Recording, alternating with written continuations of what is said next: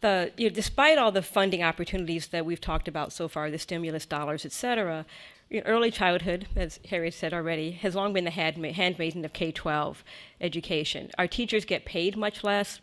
Many of them work without vacation days or other fringe benefits. Status is low and working conditions are often extremely hard. Yet the research on children's development has uniformly demonstrated that the first 5 to 8 years of life are crucial for success in school and in later life. So I want to hear from the panelists. We've talked about this a little bit already, but how would you explain this discrepancy at the national level? And why doesn't the field get more respect, and what can policymakers do? We have answered a bit of that. Today, we saw and heard about some really amazing programs at Educare, at the OUNCE, at the Erikson, et cetera. In what ways has the work that's taking place here in Chicago with the OUNCE, Educare, and Erikson informed policy decisions at the state and national levels?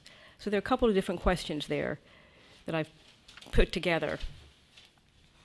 Well, let me just start with one thing that's really always struck me. People working in childcare make less money than those who take care of our dogs and cats on weekends, or who park our cars in the evenings and do a lot of other really menial chores. And yet we all love our children a lot more than our dogs and cats and our cars, at least I hope we do. And people aren't forced into those jobs, that is the childcare jobs. People choose these jobs. And not only they choose them, they stay with them. They don't stay as long as they probably would if working conditions were different. But they do stay with them, and many of us stay our whole life in this field. And the research has shown time and again, surveys of this sort, that people do this because of a deep commitment and because of a sense of identity with the job itself, that this is who I am, in other words, and I will find a way to survive this. I think that's something that is very, very special about the field. It's one of the things that draws us all to it. I also think that it has been considered, I'll take this risk of using this expression, women's work. And listen, I've been a preschool teacher too, and I feel good about that work. But it has been considered that. And so therefore, it didn't need the same status and the same support that other lines of work need.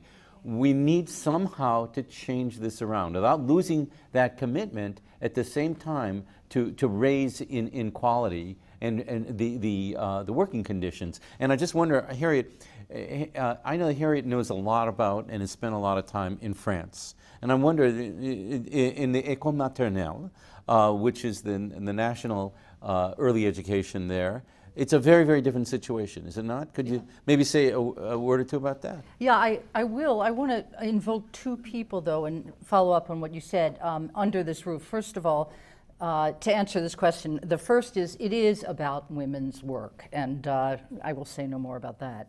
And there's a picture of a man on the outside of this wall, and that's Irving Harris, and if he were here, he would bring the infant in the room and say, there's something going on that's evolutionary, right? And I mean the evolution of man. We give birth to these helpless, beautiful objects that smell wonderful, and we want to protect them. But there's no belief in our mind, no rational belief that those children are capable of learning.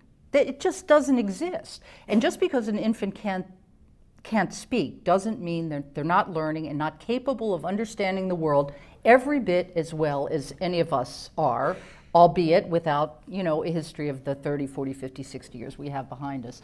So there's that issue. The second person I would invoke is Linda Gilkerson, who is a professor here at Erikson, who has explained this to me, and I totally believe her explanation, and that is that very early childhood, from birth to 3, is about intimacy. And because it's about intimacy, we as Americans aren't willing to believe and trust that that has any importance in the future education of our children or any importance to our society. The reason we like pre-K is it's about a teacher and a classroom and a school, and that's why the guys in suits, with all due respect, are behind preschool and aren't behind what we call childcare. So I think it's intimacy that frightens us in a very big way. Last, I would say that I will talk for a second about the preschool system. The preschool system in France begins at birth, where the nurses and a medical system takes care of children and parents prenatally through the age of 2. And at 2, there's universal access to a wonderful, wonderful preschool program that I've seen and Barbara has seen as well. It was started over 100 years ago by the natalists in France who wanted to build up their population, and it was really expanded under Charles de Gaulle, that famous liberal. Remember him?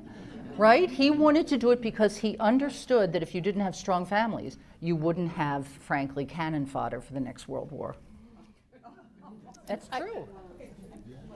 Just very, very briefly, I think the biggest enemy that we face in terms of penetrating policy is complexity.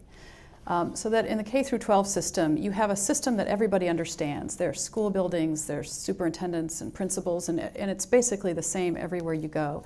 In early education, you have home visiting, you have childcare, you have pre-K, you have all these different things, and there are different entry points. And so it's very complex, and it's very hard for people to understand how do you enter that in a unified way. So I do think that's part of what I'm trying to do sort of on a communications level is how do we simplify this issue and make it accessible so that people can better see what the entry points are.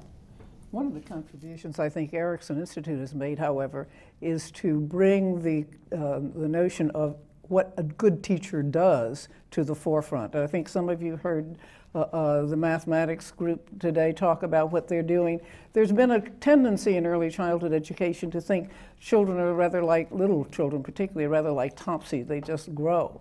And one of the, we're finding out from research is that the education of young children is more important really than that of older children because it has a long-term effect on what they learn in the future. So teaching actively is an important component to what we have now learned about how to take care and educate young children. And I think Erikson has taken the lead in saying, look, we've got to change what teacher education looks like. And Arnie Duncan just spoke last week about teacher education and how we have to change what we're doing. We're not teaching teachers to teach the children that are in our schools. The teachers are not firmly embedded or grounded in their general education, and they're not thoroughly grounded in pedagogy. And I think we, and with our mathematics group in particular, are really pushing the envelope. How do we help children be ready to learn in school? And how do we help children who come from different backgrounds, who have different kinds of parenting backgrounds that they have experienced? How do we help all those children ready to learn as much as your and my child learned? I would say one way that the city of Chicago and the state have really contributed to that teacher education focus is to have, within Preschool for All and other legislation, high qualifications for our teachers, which and the Type 04 certificate, et cetera, which many other states don't have that. They have a much more watered-down version of a certificate you need to have to work with young children. So, one of the things we know is teaching children to read, teaching all children to read, even middle-class kids have trouble learning to read. Teaching children to learn to read so that they're all reading well by 3rd grade is a very complex task. It is not easy. Some kids learn easily, but there are a large group of children who have to be carefully taught. We're not teaching our teachers to teach children to read, all children to read.